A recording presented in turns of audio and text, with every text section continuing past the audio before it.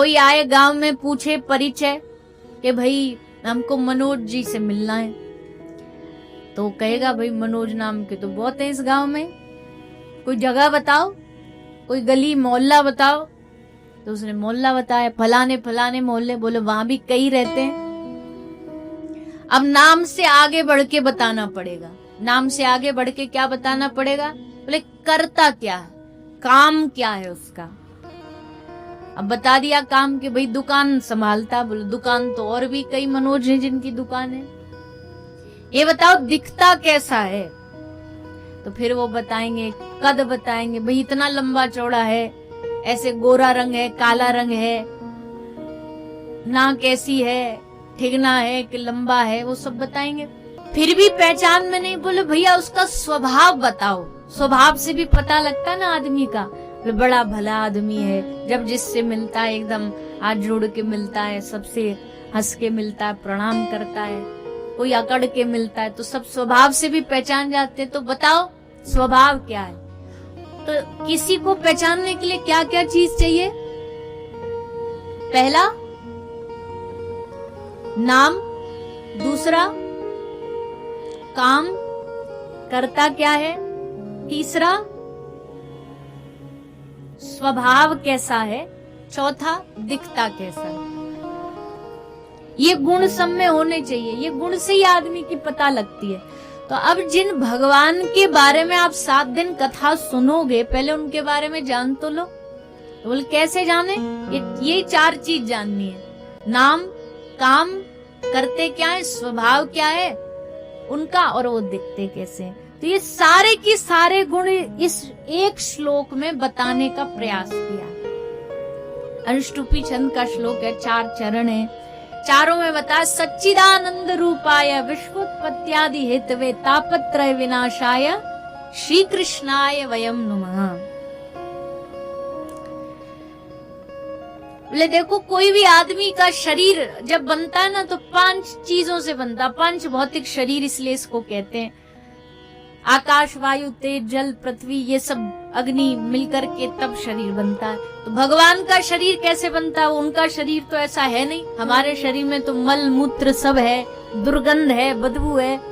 ठाकुर जी के शरीर में तो ऐसा कुछ नहीं। तो उनका शरीर कैसे बनता है? बोले सच्चिदानंद रूपाय। भगवान 3 गुणों को मिलकर के आकार बनाते हैं। भगवान 3 गुणों का मिक्सचर है। 3 गुण जब मिलते हैं तो भगवान बनते हैं।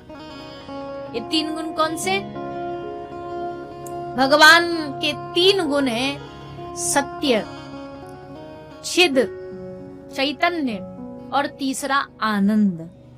ये तीनों गुणों का मिलन ही भगवान के होने का सबसे बड़ा प्रतीक है। इसलिए संसार में सब चीज मिट जाती है, सब छूट जाती है, और तब अंत में जब इंसान को मरने के बाद लेकर के जाते हैं तो क्या कहते हैं? जोर जोर से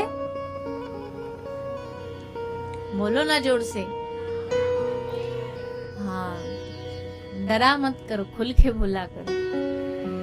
अंत में तब जाके बुद्धि आती है। बोले क्या सत्य है? बोले भगवान का नाम सत्य है, राम का नाम सत्य है, भगवान ही सत्य है।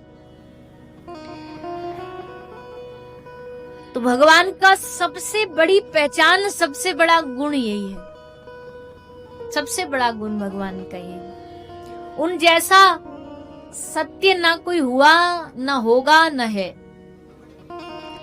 वो परम सत्य है।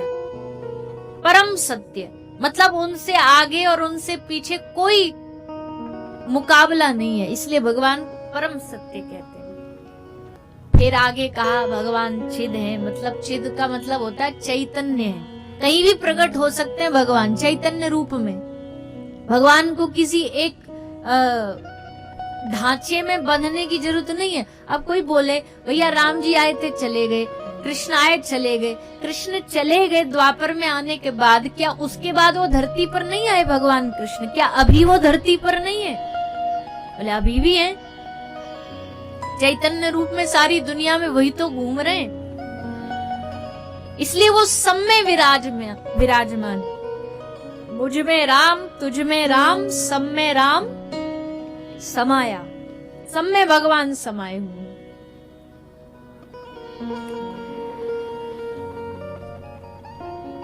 तभी तो कहते हैं, बोले भगवान की इच्छा के बिना पत्ता नहीं हिलता, कहते हैं ना ऐसा।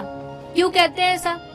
क्योंकि हृदय में वही बैठे सबको प्रेरणा दे रहे हैं, सबको प्रेरणा दे रहे हैं। हाँ, पर इसका मतलब ये नहीं है, कई लोग क्या सोचते हैं, जब कोई अच्छा भला भला काम हो जाए, दान पुण्य हो जाए, कोई कथा करा दें, कोई अच्छा साधु सेवा कर दें, तो कहेंगे कि हमारे करने से हुई, हमने करी तो हुई, हमने पैसा दिया इस मंदिर में, हमने ये किया। और जब बुरा काम हो जाए तो क्या बोलेंगे? फिर भगवान ने करा, भगवान की इच्छा के बिना तो पत्ता भी नहीं हिलता। ऐसे नहीं होता।